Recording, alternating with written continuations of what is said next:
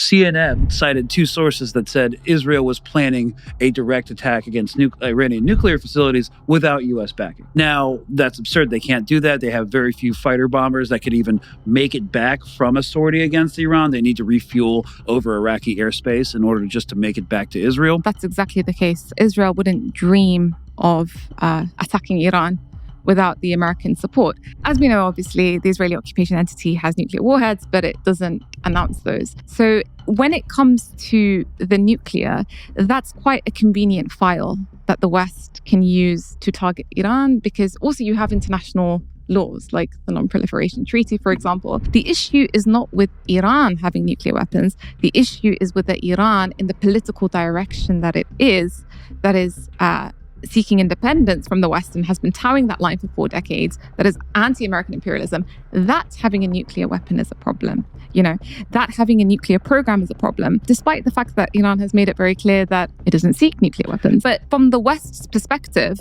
it just wants to ensure that Iran never gets to a point where it has the power to potentially produce nuclear weapons for the sake of deterrence, because it knows that Iran wouldn't use it.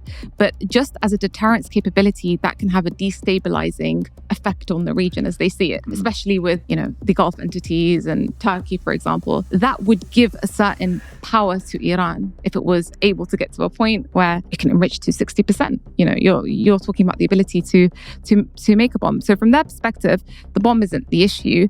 Iran under the Shah having a bomb is not a problem. It's just the Iran as it currently is having the power. Otherwise, they have a problem with their ballistic missiles, right? It's their ballistic missiles that have the ability to level Israel to the ground. But they're not able to kind of invoke that because there's no international law that says any country is not allowed to possess ballistic missiles. It's just a part of your national defense strategy. Right. Kind of the absurdity of that is brought home by, if you study proliferation during the Cold War, one of Russia's red lines for launching nukes was actually a concerted B-2 bomber campaign from the West, because we could achieve the same amount of target devastation as multiple nuclear bombs just through conventional weapons. Exactly. And so, Israel's been doing that anyways in Gaza. Yeah. They've dropped the net explosive weight of at least 3 nuclear bombs, 3 atomic bombs by now. And so Iran can achieve the same amount of target devastation if they were to put their arsenal to it. But again, that's not something you can leverage. But the hypocrisy about that is, even if they're not trying to make a nuclear bomb, they're still allowed to have a civil nuclear program for energy purposes.